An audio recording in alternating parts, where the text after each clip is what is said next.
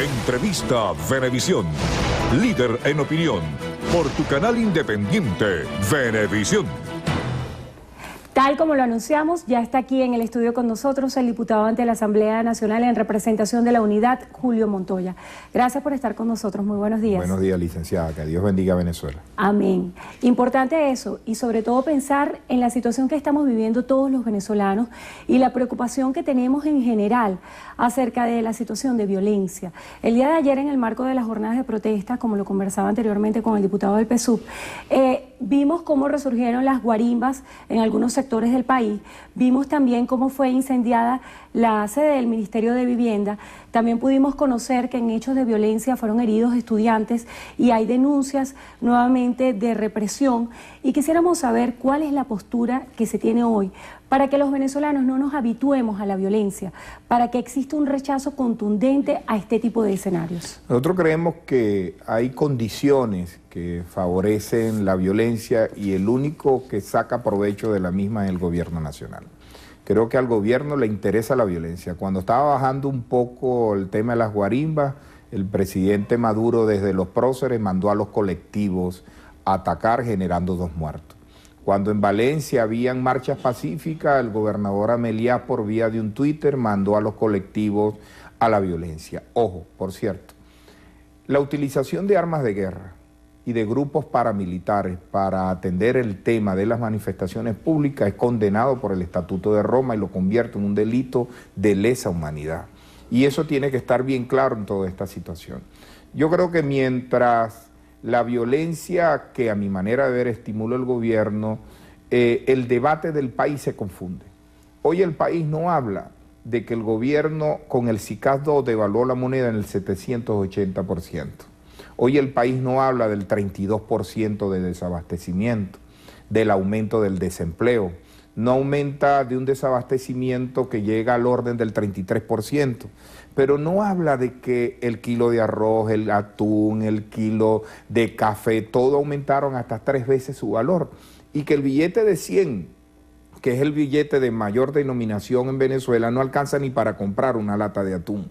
Y creo que ese debate importante, junto con valores de no separación de los poderes públicos, es sustituido por el debate de la violencia, y creo que en eso quien gana es el gobierno. Precisamente el Ejecutivo Nacional ha dicho que el plan de paz va a ser una línea estratégica de su gobierno, y usted acaba de dar en un punto que resulta contradictorio. Usted dice que de alguna forma estos escenarios de violencia, de guarimba, solamente fortalecen al gobierno. Entonces, ¿quién promueve estas protestas? ¿Quién promueve las guarimbas? Pero es que es muy fácil, porque yo creo que el gobierno actúa intencionalmente para atender la violencia con mayor agresión. ¿Por qué yo no creo el discurso de paz del gobierno? Bueno, porque si el gobierno quiere paz, ¿por qué no desactiva los grupos paramilitares? ¿Por qué no desactiva el FBL, que nadie habla de él? ¿Qué es el FBL? El FBL es la Fuerza Bolivariana de Liberación, una guerrilla que opera desde el Táchira hasta Barinas, armada, no la desarticula. ¿Por qué no desarticula todos esos movimientos parainstitucionales, paramilitares, que algunos llaman colectivos? No todos los colectivos son esos grupos paramilitares. Algunos de ellos sí operan de esa manera. ¿Por qué no los desactivan? Sino porque dan órdenes precisas para hacerlo. Entonces yo creo que ese discurso no es verdad. Por ejemplo, la Comisión de la Verdad de la Asamblea Nacional. Precisamente le quería hablar de eso. Con todos estos insumos y estas informaciones que usted nos está aportando en esta entrevista, ¿por qué no hacer estos planteamientos en el seno de la Comisión de la Verdad? Porque es que nosotros no es que estamos en contra de la Comisión de Verdad, es una manipulación del gobierno. Lo que estamos en contra es que sea una Comisión de la Verdad de mayoría del gobierno. O sea, como si hay un Twitter del gobernador de Carabobo que dice: estamos esperando la orden de Diosdado para el ataque final.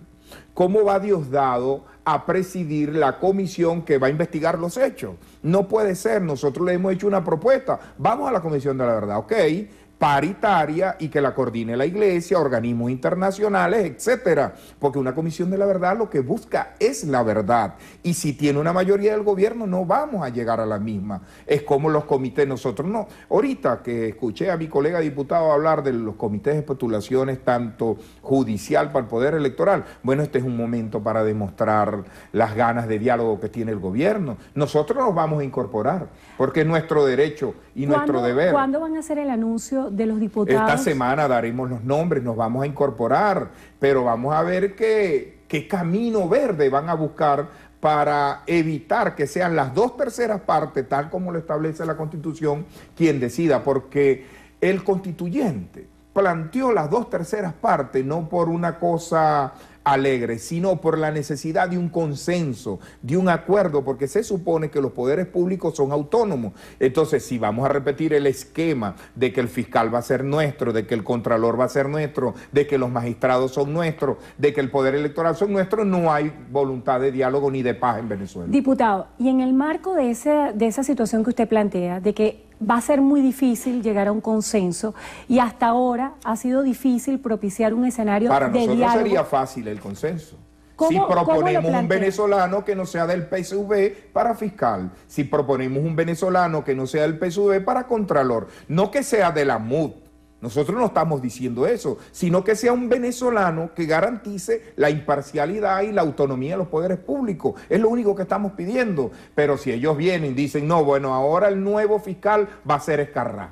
Bueno, porque era antes de la oposición, ahora es del gobierno. Es decir, no, nosotros debemos buscar unos venezolanos que garanticen la paz. Es como ir a un juego de fútbol. Cuando hay un juego de fútbol y el árbitro va a uno de los equipos, no va a haber un juego en paz. Diputado, se nos está agotando el tiempo. Antes de finalizar, quisiera que nos hablara acerca de su posición política particular.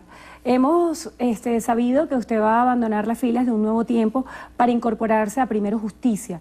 Y hablábamos antes de la entrevista de que había un grupo nutrido de representantes de Un Nuevo Tiempo que pasarían a integrar ahora Primero Justicia.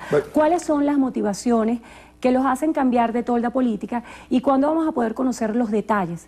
Bueno, nuestra separación de nuestros amigos de Un Nuevo Tiempo ya tiene unos meses. Mi solidaridad a Un Nuevo Tiempo.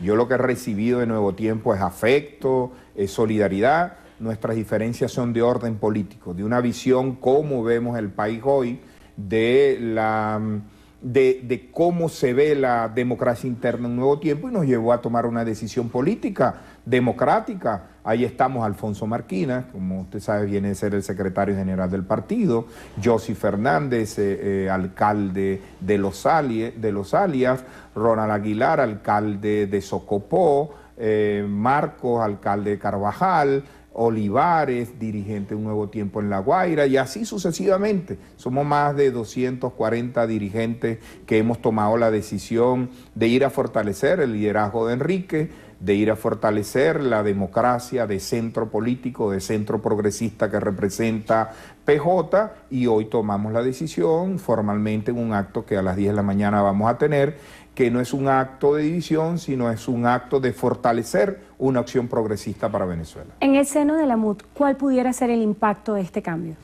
Bueno, yo creo que lo que está pasando con PJ, donde ya se incorporó Ismael, Arcadio Montiel, Hermes, Pizarro, factores progresistas, donde se incorporó Goyo Graterol de Falcón, donde nos vamos a incorporar nosotros, lo que está ocurriendo es fortalecer una gran organización política de centro progresista que invite a la MUD a analizar la salida democrática de este país, a fortalecer la lucha popular y, como te decía, la agenda nuestra es decirle al país que el gobierno nacional es un fracaso en el área económico y en el área social.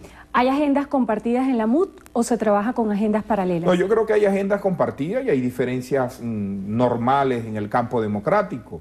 Nosotros creemos que la lucha es en la calle, que es más difícil la organización, es más difícil convencer a quien no opina como nosotros de que Venezuela necesita un cambio, y esa es la línea política que nosotros vamos a asumir. Yo en lo personal, bueno, a mí me ha tocado denunciar a Macleb, denunciar a Ponte, denunciar el Fondo Chino, las reservas internacionales. Quizás en ese momento era héroe para algunos, y cuando hablo del camino a seguir, dejo de ser un héroe. Yo creo que la intolerancia no es exclusiva de nadie, pero yo creo que Venezuela lo que necesita hoy es confrontar a un gobierno que es lo más cercano al fascismo que yo he conocido en mi vida desde el punto de vista democrático, con organización social y lucha popular, sobre todo organizar. Yo invito a que los venezolanos se organicen en los comités de defensa del pueblo, que son la estructura social que nosotros estamos armando de cara a la lucha por restituir en Venezuela el Estado de Derecho. Le damos las gracias al diputado Julio Montoya, representante muchas gracias a ti. en la Asamblea. Mi cuenta de la Unidad. Twitter, @JulioC Montoya.